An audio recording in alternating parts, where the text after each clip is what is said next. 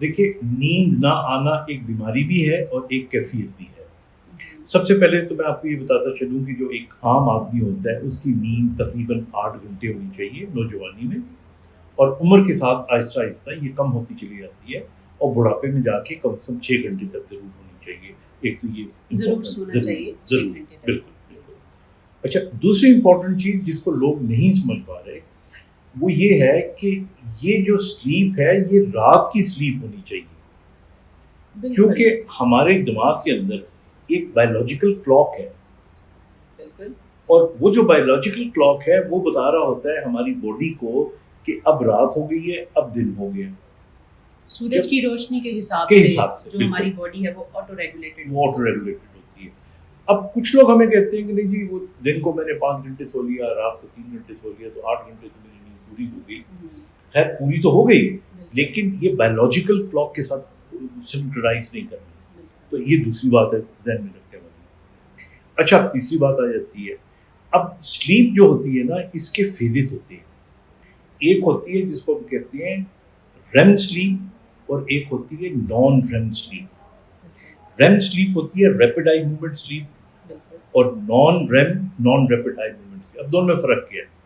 जब हम सोते हैं तो हम नॉन रेम स्लीप में चले जाते हैं, जो कि 90 मिनट्स की होती है, जैसे सोने के फौरी बाद। फौरी बाद। बिल्कुल। और ये डीप स्लीप होती है, बहुत गहरी नींद। गहरी नींद होती है, और इसके अंदर बिल्कुल हम जैसे सो गए, रिलैक्स रिलैक्स हो गए। उसके बाद फिर 20 मिनट्स के लिए रेम स्लीप आती है, जो लाइट स्लीप होती है। अक्सर ख्वाब हम इसमें देखते हैं। बिल्कुल, जो फर्स्ट 90 डीप स्लीप वाला टाइम होता है उसके उसके बाद। बाद अच्छा, अक्सर आपने देखा होगा, कभी आप को आदत पड़े कि किसी रूम पार्टनर के साथ आप सो रहे हैं, किसी दोस्त के साथ, तो आपको लगेगा कि जी कुछ अरसे के बाद वो करवटें ले रहा होता है, कभी टांग सीधी की, कभी बाजू सीधे की, बिल्कुल, कभी खराटे लेने शुरू कर दिए। बिल्कुल। तो वो जो इस किस्म की हरकतें कर रहा होता है, ये रेम स्लीप ये में रेम होती स्लीप है। में हो रही होती है। अच्छा, अब अगर किसी आदमी की ये ये तो क्वांटिटी तो 8 घंटे हो गई, लेकिन क्वालिटी अगर ठीक ना हो, यानी रेम ज्यादा हो जाए और नॉन रेम कम हो जाए, तो ये भी एक डिसऑर्डर है।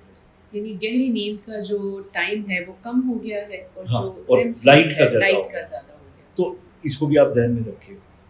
अब इससे आगे चलते हैं। हमारे यहाँ नींद ना आने की जो मेन वजूहत है, देखिए, मैं अगर बहुत ज्यादा मेडिकल टर्मिनोलॉजी में जाऊंगा तो बात लंबी हो जाएगी। मैं मोटी मोटी बातें बताना चाह रहा हूँ आपको। नंबर 1, अगर आपको मिसाल के तौर पे दांत में दर्द है, या टांग में दर्द है, या कमर में दर्द है, तो आपकी नींद डिस्टर्ब हो जाएगी।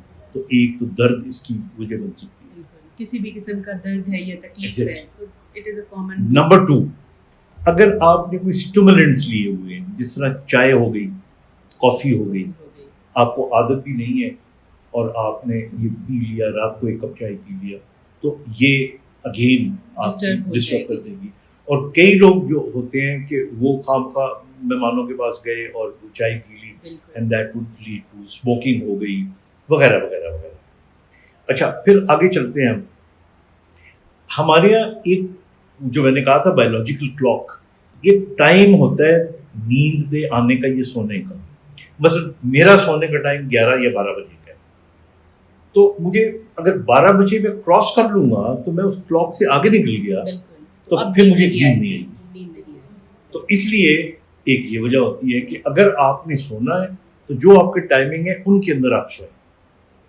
अच्छा, फिर आगे चले जाते हैं। कुछ चीज़ें ऐसी होती हैं हमारे कमरे की जो बड़ी इम्पोर्टेंट हैं। मसलन कुछ लोगों को लाइट में नींद नहीं आती, चाहे ज़ीरो का बल्ब भी क्यों ना जल रहा हो, तो उसको बुझा के रखना चाहिए। कुछ लोगों की टीवी चलता है, अच्छा, कुछ ऐसे हैं जो टीवी की आवाज़ सुने तो नींद आ जाती है उनको, और टीवियों चला के सोते हैं। तो ये आपकी हैबिट्स में आ जाता है, तो इस चीज़ का आपको ख्याल रखना चाहिए। फिर उसके बाद मैं आपको एक बात बताते चलूँ कि जो सबसे इम्पोर्टेंट चीज़ होती है वो होती है स्ट्रेस, जो कि आजकल बहुत बढ़ चुका जो बढ़ चुका है।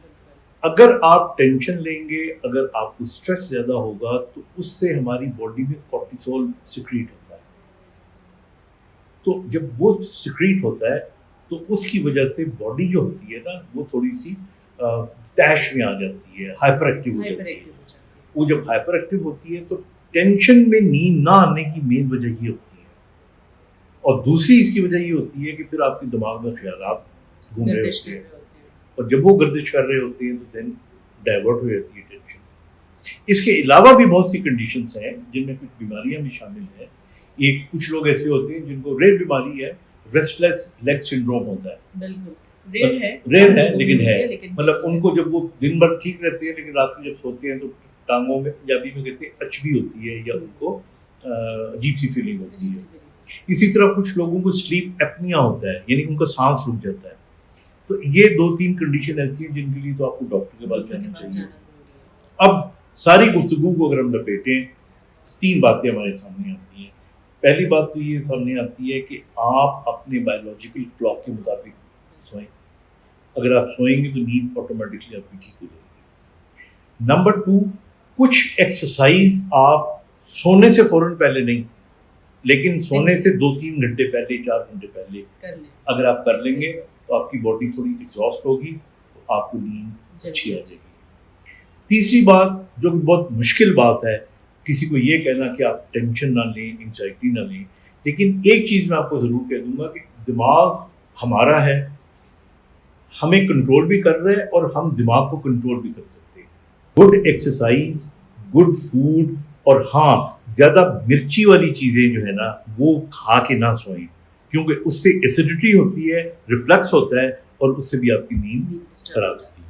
Thank you very much sir, आपने बहुत मुफीद मालूमात दी कि हम एक अच्छी और पुरसकून नींद कैसे ले सकते हैं। Thank you very much. For being